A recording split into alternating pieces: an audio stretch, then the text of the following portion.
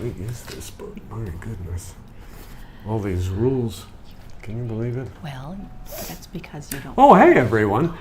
Welcome to the Monday afternoon advanced live stream. I'm your host, Peter, and we're joined this week by Rhonda. Rhonda, it's good to be here. Hello, everyone. Thanks for joining us. Good to have you with us as always, Rhonda. This week, we are giving you a little preview for your English advanced learning. It's still April, and we're still a couple articles in the April Advanced magazine, the one with that beautiful horse on the cover. But today, for the live stream, we're going to peek ahead into the May issue. It'll be May later this week, so we're not looking too far ahead here.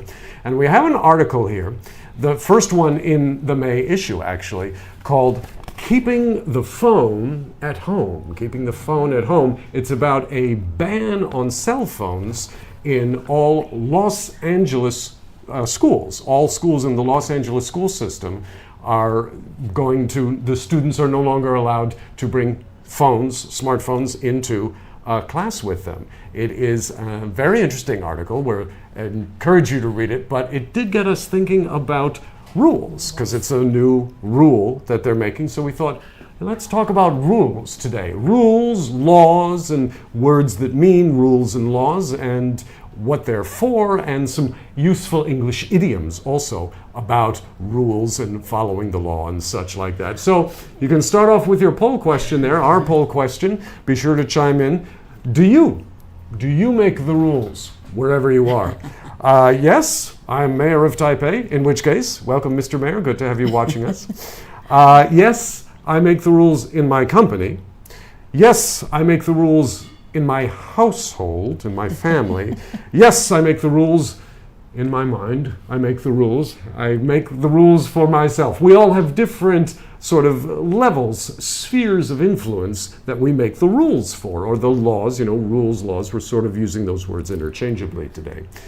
So where do you make the rules? Let us know by chiming in on the poll question. I have a question. What's the rule about being the mayor in Taipei? Because 12% of our listeners are the mayor of Taipei. Again, welcome, What is Mr. the Mayor. rule for being the mayor? Well, we may have 12 out of 100 people? We may have several mayors. Taipei has had about 4 mayors, I think, in its history so far. So we welcome all of you.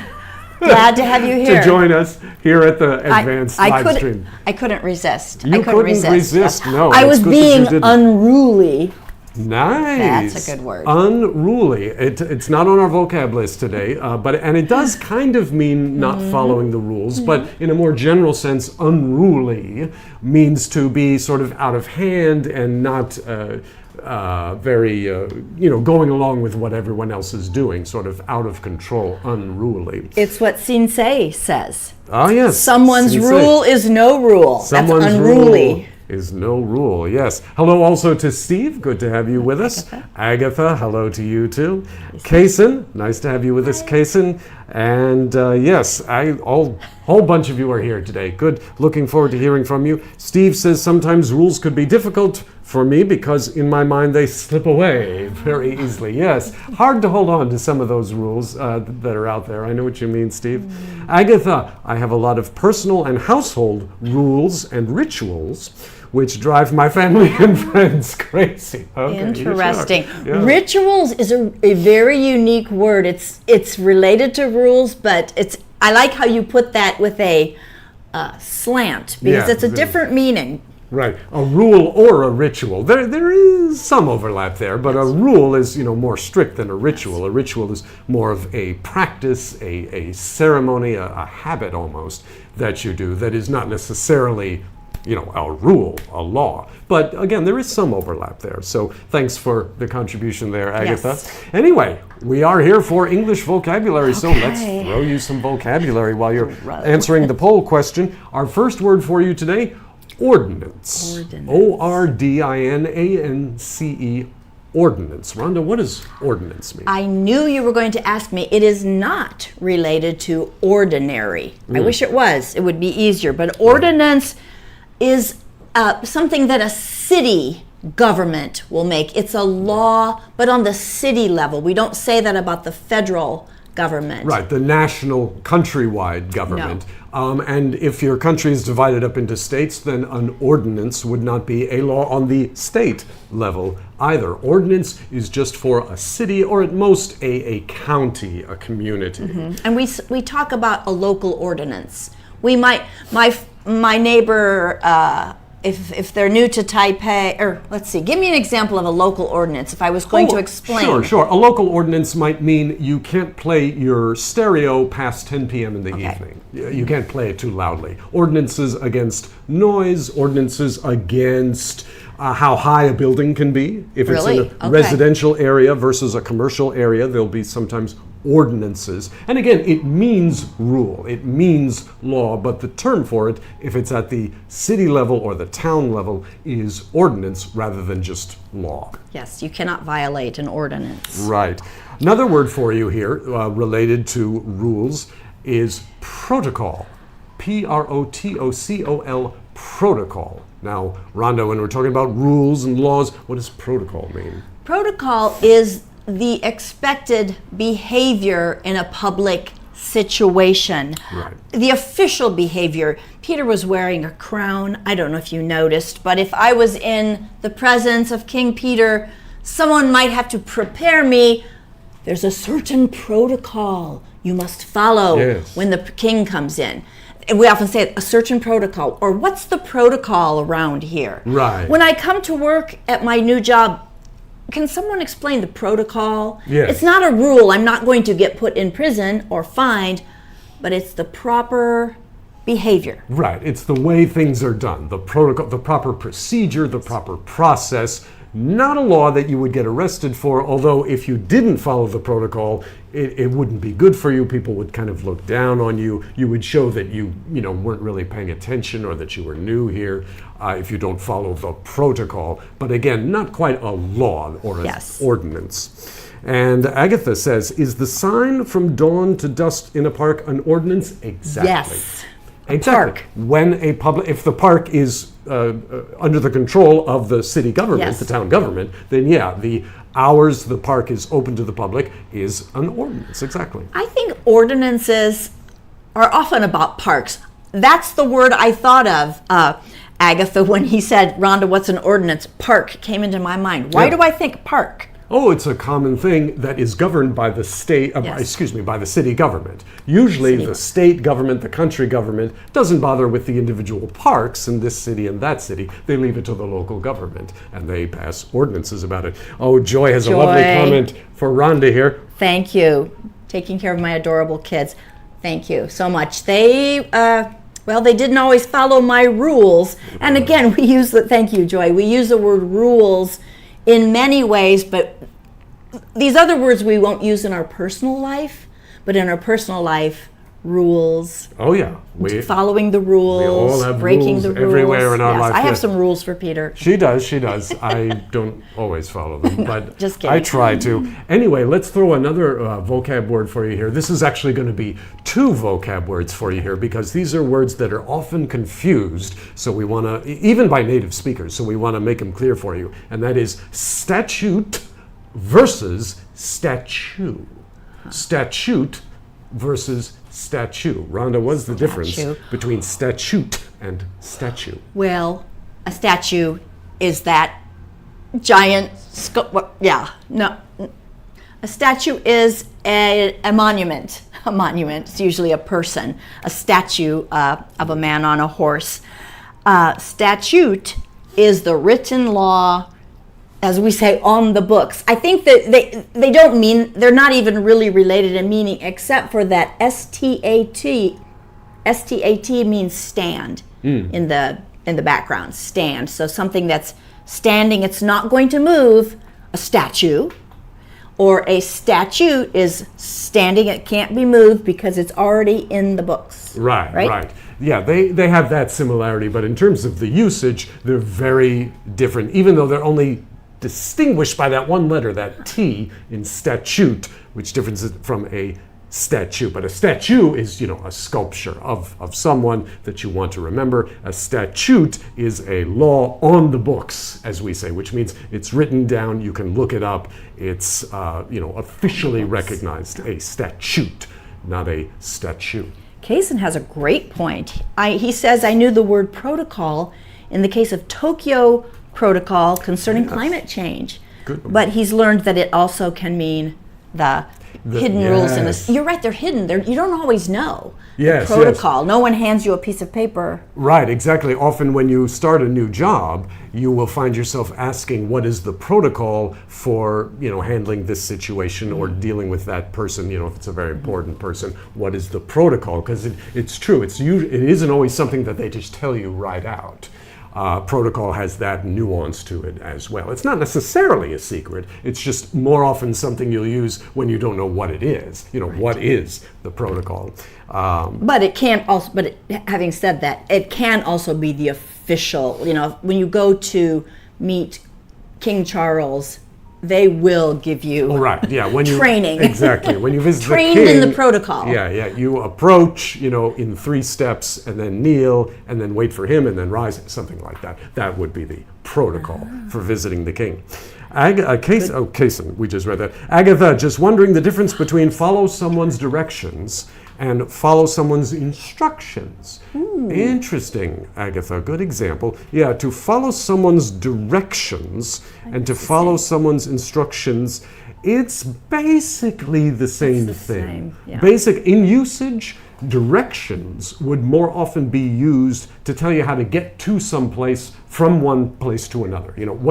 Can you give me directions to get to the post office, to get to the train station? We would use the word directions there, and follow someone's instructions. Now, my instructions are that you want to first clean up the bathroom, and then paint the living room, and then get rid of the used furniture. Those are my instructions to you for improving the house, or for improving my house, or something like that. But to instruct or to direct someone, the verbs are more related. They're more similar. Yeah, we do. Both phrases you've said and used them correctly. I don't think you need to worry too much about the distinction. As a native speaker, we're not really finding a clear way to explain it, are we? It's not real Well, there obvious. Isn't that much difference between them. So don't worry too much about the difference. Right. Don't worry too much about the difference. If you say, could you give me instructions to get to the post office, people will know what you mean. Just in terms of what you're going to hear is directions more often, not always, but more often refers to geographical location and how to get from one place to another, whereas instructions is more a series of tasks or specific actions that you have to do in a particular setting, not having to do with getting somewhere. Yeah, in school, a teacher gives instructions. Yeah. By the way, more specific steps exactly. to follow. But good, thanks for sharing that, Agatha. Good question there. Let's give you another discussion question here. We're already more than halfway through our time, but here's another discussion question for you to chime in on. Think about this. What is one of your tips for making rules? We may not all be the mayor of Taipei, but we all have had to make rules at one time or another. Rules in our family, rules in our company, rules for how we live our lives. What is one of your tips for making rules that people will accept and that people will follow, even if that person is only you? How do you make a rule that works? What advice can you share with us for that? We'll keep giving you some vocab. You can think about that in the meantime. Yes. Rhonda, what's one of your tips for making rules that stick? A tip. When you asked me that, a funny phrase came into my head. I'm going to share it. Please. It's not a good tip, but rules are meant to be broken. Okay. That's not really a good tip. But tip. It's something people say jokingly. Yeah. Oh, rules are meant to be broken. In a non-serious situation. Well, is that a good tip? It's a good English tip, because good English we'll tip. hear that expression. Rules are made to be broken. That's usually what you hear when someone wants to break a rule. It's also kind of a cynical thought that rules are made to be broken. That rules are in a sense just things that one person or a lot of people said we should do, but it's not necessarily like the universe is telling us to do this. So it's kind of a way of expressing that sometimes rules are only as strong as our willingness to obey them. And so if they get in our way, then, the cynical person, the, kind of snarky person would say, well, rules are made to be broken. So let's, so you'll let's hear break people the say rule. that. Yeah, it's so a joke. Not really a good B tip has some good for making rules, but B has some suggestions. Observe how they cope after being given the rule. Yes, the reaction to the rule. If they are doing okay, B adds, then more rules can be added. Yes. A very important thing is to see how people respond to your giving a rule. You're giving, you're taking that authority, in a sense, over them. Do they respond well to it? If so, great. But if not, then you want to reconsider how you say it. Or, maybe there's another person in the situation who could make the rules that would make them more acceptable, more effective. Good thought, B. Sensei, ask ChatGPT first before making rules. As always, ChatGPT playing a bigger and bigger role in our lives these days. So ChatGPT can perhaps give some advice on that. Joy says, try to stick to the rules for 3 months, then it becomes a habit. Yes, when we make a rule for ourselves, try to improve ourselves, give it 3 months, and then it will become a habit. You won't even have to think about it. You won't have to think that I'm obeying a rule. It'll just become something you do. Yes, Joy, I agree with that. And you see the way we're using the word rules here. We're not talking about ordinances or statutes, but we use the word rules for not necessarily something that is, you will get arrested if you don't do it. We don't say rules for that, but ways that are healthy to behave. Sometimes we say self-imposed rules. One of my self-imposed rules is I don't eat anything sweet after 3 o'clock. It's a rule for myself. Good rule, yes. Evangeline, hello Evangeline. Making the rules by inspiring followers to speak out the resolution, then we all agree it is the new rule. Yes, inspiring people so that they want to follow your rules instead of just, oh, I have to follow the rule because Peter said I have to follow the rule. No, you want to make them want to follow the rule. You want to inspire them in some way. Good thought, Evangeline. Kaysen says, I read an article advocating that teachers should take a cooperative approach. School teachers should take a cooperative approach rather than controlling to make classroom rules with their students in order to support students' autonomy. Interesting, yes. Good word. And great word, Kaysen. Thanks for introducing it. That is another vocab word. Let's throw it to you right now. Autonomy. A-U-T-O-N-O-M-Y. Autonomy. Rhonda, what is autonomy? Independence is a good definition of autonomy. Auto means the self. Nomos is rule, so a self-rule. Autonomy, the ability to make your own decisions. And that's what all rules and all laws are always going to be in tension with a little bit. Finding that balance between autonomy, between being able to do what we want to do, just ourselves, and being restricted in some way for the greater good of the society, of all the people we live for. That's what laws do, and so there will always be a little conflict with autonomy, personal autonomy, because laws restrict that or limit it in some ways. Again, for the greater good, but still, there's always that, can I really only drive 55 miles an hour? I'm a good driver, can't I drive a little faster? Law says 55 miles. And Steve, also, you gave us a tip. Making my own rules is to keep my balance in my notes. Sometimes I told myself to draw my comics perfect, but I'm learning some relaxing rules to keep my brain concentrated. Yes, Steve, good thought. Don't be too hard on yourself in the rules that you give to yourself. That striving to always do it perfectly every time, that can be a rule for some people, and that can create a burden that may inhibit your creativity. Right? I'm thinking of the word leniency, which we also want to share with you today. Let's throw that one down there. Leniency. Leniency. Show leniency. There's a verb you can use with leniency. Mercy.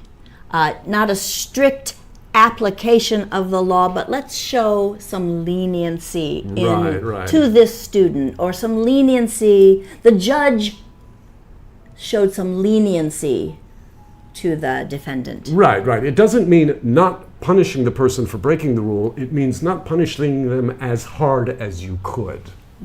Being lenient. The Yeah. adjective is lenient. The noun is leniency. Yeah, like just say you break a law and the punishment is you have to spend some time in jail. Maybe the judge could say, because of your good character and you've never done this before, I'm going to be lenient. I'm going to give you Yes. leniency and just make you pay a fine. Yes. Or just give you like a week in jail or something like that. So it's not totally letting the law breaking go by, but it's just not punishing as hard as you could. And Shinsei, Occam's razor, describes simple is good. Yes, maybe less rules is better. Another ongoing question, how many rules do we need? How many laws do we need? Do we have too many laws? Do we have not enough laws? Always a good question. Occam's razor, of course, meaning the simplest answer is often the best one. Look at Agatha's great quote here. Yes. A strict coach needs leniency and a sloppy coach needs rules. I like that, Agatha. That's true. We got to go, though, but Steve gets the last word. Teachers, the words statute versus statute, any difference? I want to listen again. Oh, okay, yes. After we're done here, you can play it back. Again, statute means a law, a rule of some kind. Statue is a sculpture of a famous person that somebody wants to be remembered, a statue. Anyway, we're way over time, so thank you for indulging us. Thank you for joining us. Hope you learned a little bit more about English today, thinking about making rules, and be sure to join us next week. We will be back at this same time next Monday, 1 o'clock, with another topic for you in the May Advanced Magazine on the stands, I think already now as we speak. And in the meantime, though, y'all have a great day. We're going to go back into the rule book here and decide if we have enough Can you rules. show some leniency, Peter? I don't know. I can't keep all those rules. I can't remember them. Yes, It's yes. just too much. Bye-bye, folks. Well, there is this rule here. See, I've that always on the thought books? that